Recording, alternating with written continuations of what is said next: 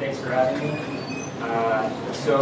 I'm here, I'm representing Acadia Micro. Thank everyone for hosting this event and welcoming me on the panel. So give you a high-level overview of what we do. Acadia Micro has been developing a software platform tailored towards community solar and distributed generation needs in markets across the country. Every market that's viable, we hope to enter, and our system supports the requirements for those markets. We started in Massachusetts, and that's what we know best. And New York is a very natural segue from the Massachusetts market because of the regulatory requirements. So I'm the lead software product manager, so let me tell you what that means. I communicate with developers every day, software developers. Every day, I don't code myself. My job is to take the seemingly convoluted market requirements for each state, translate them into software requirements, and then have that be built in our software platform, which is meant to streamline the process of managing these, taking care of customer churn, asset management, customer information, checking out information about customers' accounts, sites, revenue. Our system is also a back office, is also a billing platform, so we're integrated with the payments processor that allows you to bill your customers through an online portal. So enough of that. I'm not a salesman. Let's talk about nuts and bolts. So the company was founded. There we go. So the company was founded by Nate Owen, who's the CEO. He's not here right now. He's in San Francisco at a different conference. The two co-founders of the company were intimately involved in deregulation during the mid to late 90s. They were really at the forefront of competitive energy across the country. So specifically processing EDI transactions, which are the back office transaction sets for communicating between third-party competitive energy suppliers and the utility company. So we really come from this place of understanding how to interact with utilities and send them the data that they need for processing these programs. Since then, for the last 2 years, we've been developing this back office platform tailored towards community solar. We've always had a commitment towards sustainability, founded in Acadia, in Bar Harbor, Mount Desert Island, one of those naturally beautiful places. I got to live there for 4 years. And so sustainability and maintaining the environment is something that we care about deeply. And we see that community solar is a great route for doing that. All right, so how does our software work? We have 3 different platforms that we would issue for you, and they're private label dashboards so that you retain the customer-facing relationship. We have 3 different dashboards intended for 3 different players in the community solar equation. First, you have the prospects, the people who are trying to sign up for the customer, sign up for the program. So that's an online enrollment form, customer acquisition tool that's branded with your logo and has the eligibility requirements for each state market built into the software product. So I guess a theme through this talk is going to be how well software can be applied to distributed energy and how well it can be applied to shared renewable programs. Right? When customers enroll in this program and enter their zip code, we can run eligibility to make sure that they're in the right distribution company load zone, that they are the right customer type, acquire the billing information that's needed to get them signed up with the utility, and streamline the whole process. So that's the first dashboard we offer, the prospect dashboard. The next one is the operator dashboard. That allows you as the program operator to get insight into your program. What is happening? How much are the sites producing?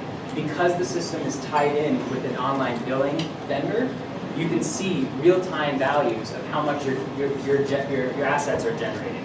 And those are tied into the actual production of the sites. So you can see how much revenue this community solar site has produced last month, lifetime, etc. You can also do simple customer searches to get customer records and perform customer service with this dashboard. That's the operator dashboard. The last one is the customer dashboard, which is akin to a utility portal. That allows your subscribers to log in, get information about their sites, see savings on a real-time basis, emissions, and so on. So New York. When I when I look at New York, when I look at community solar across the country, I see two real predominant models that have evolved. There's one that's based on a utility or PUC, mandated program that has a specific tariff or a specific conversion rate for how you value those credits, how you calculate those bill credits. That's how it works in places like Colorado and Minnesota.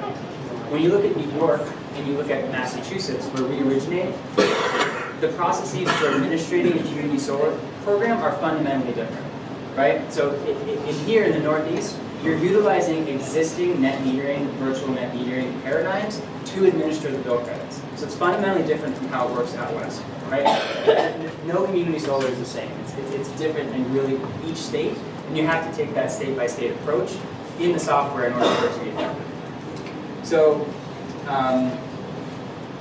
I would say, in general, New York has done a really good job at laying out a good program that streamlines the process. It's not nearly as, well, because of the volumetric fencing, it's not as complicated as you see in other states like Massachusetts.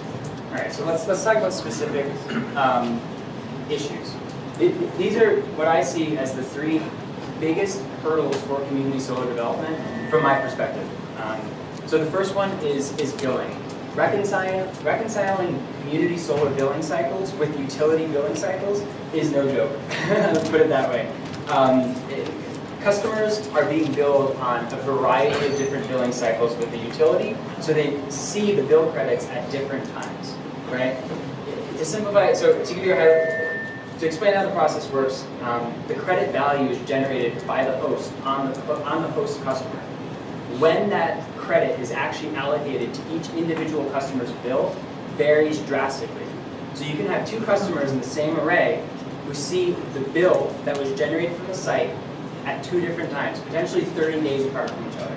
That is an issue that's potentially the biggest issue for community solar. How do customers wrap their heads around how this is working, and how do you clearly explain that to a customer so they feel comfortable in investing in this product?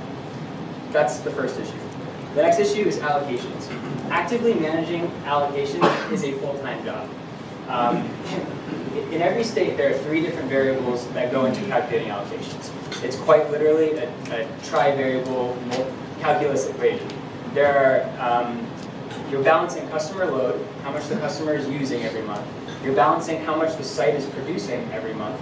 And you're balancing what the value is, the conversion rate that you're converting those credits in, converting those electrons into credits, right? And each state does that differently. So it's a very complicated process, and it's a full-time job. So knowing when to update those allocations with the utility is a challenge, and some utilities restrict how many times you can update those. This affects customer churn. Customers are moving, customers are stopped paying.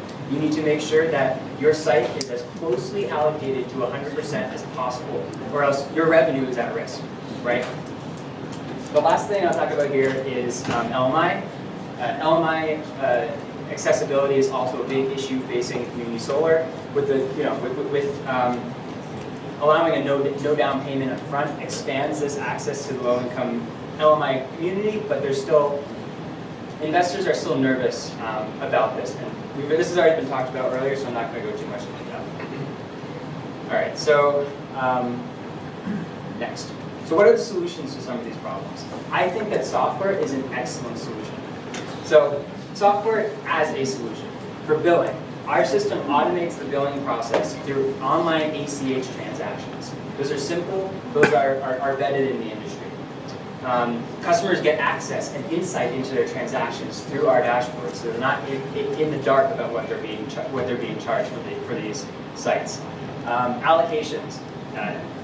Creating opening the utility database and allowing for easy transactions between sponsors and utilities is key to making sure that allocations are updated efficiently and making sure that customers are being removed from sites and customer churn is being handled correctly.